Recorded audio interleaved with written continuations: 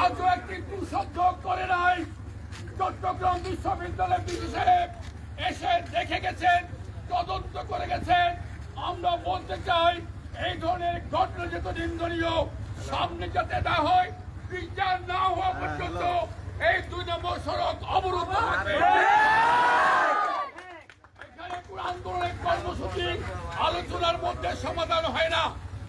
আমরা বিসির সাথে আলোচনা করলে বিসির মাত্র এই সমস্যা সমাধান করতে পারবে না।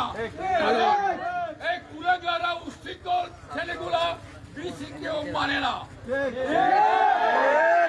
স্পষ্ট ভাষায় বলতে চাই, অনতি বিলম্বে এই কুলাঙ্গার ছেলে যারা কালকে সারা রাত ধরে এই গ্রামের মা বোনের উপর, আমাদের ঘরের উপর, আমাদের গাড়িগুলোর উপর নিরজ্জ হামলা করেছে, এদের বিচারের আওতায় আনা না হওয়া পর্যন্ত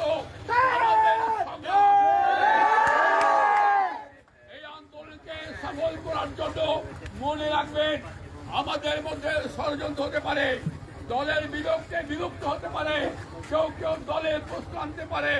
আমরা স্পষ্ট বলতে চাই, আমরা যমুনার সন্তান, এখানে কোনো দল নেই। আমরা সবাই এলাকার নাগরিক। আমাদের নিরাপত্তার জন্য আমরা এক অভিন্ন। কোন দলের ষড়যন্ত্র, কোন দলের বেশি শক্তির কাছে মাথা নত আমরা করবো না।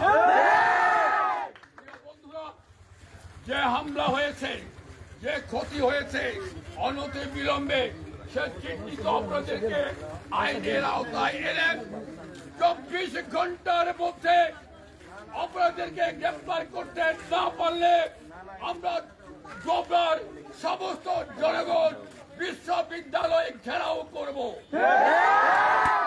এর জন্য জীবন গেলে জীবন দেব। আমার মানের চেয়ে জীবন বড় নয়, আমার বাবনের যোগের চেয়ে জীবন বড় নয়, আমার এলাকার সম্মানের চেয়ে আমার জীবন বড় নয়। আমরা ঐক্যবদ্ধ থাকবেন এবং এই আন্দোলনকে চূড়ান্ত পর্যায়ে নেওয়ার জন্য আমরা 24 ঘন্টা সময় দিয়েছি। এখন আমি বিসির সাথে কথা বলবো। 24 ঘন্টার মধ্যে এই সমস্যার সমাধান না হলে আমরা বৃহত্তর আন্দোলন, আমরা রাঙ্গামাটির খাগড়াছড়ি রোড অবরোধ করব। সোজা আগুলে ঘি উঠে না। কোন আন্দোলন, কোন অধিকার প্রতিষ্ঠা করতে গিয়ে আপনি আপোষের মধ্যে, আলোচনার মধ্যে সমাধান পাবেন না। সুতরাং সফলতার যে আন্দোলন দরকার, এই আন্দোলনে সবাইকে সম্পৃক্ত থাকার উদাত্ত আহ্বান জানিয়ে বক্তব্য শেষ করছি।